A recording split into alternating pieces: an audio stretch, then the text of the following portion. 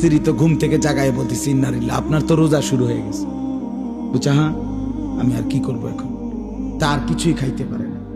তো আজকের সারা দিন উপাস, সারা রাত উপাস। পরের দিন দুপুর বেলা এই সাহাবী বেহুশ হয়ে গেছে, আর উঠতে পারতেছে না। কেন? লাগাতার এই কষ্ট। কথা বুঝছেন কিনা? এখান দিয়ে 12, হেন দিয়ে 12, 24 ঘন্টা, আরো ওহেন দিয়ে ধরেন আপনি 6-7 ঘন্টা, প্রায় 30-32 ঘন্টা পরে উনি কি হয়ে গেছে? বেহুশ হয়ে গেছে। নবী সাল্লাল্লাহু আলাইহি ওয়াসাল্লামের কাছে জানানো হয়েছে। আরেক সাহাবী রাত্রিবেলা ঘুম থেকে উঠে বেখেয়ালে ওনার স্ত্রীর সাথে মিলিত হয়েছে। তো ওনারও বড় ক্ষতি হইল, কারণ রোজা তো শুরু হয়ে গেছে। এই দুইজনের দুই বিষয়ের কারণে আল্লাহ তাআলা বলছেন, বন্ধু ঠিক আছে, চলেন আরো কমে।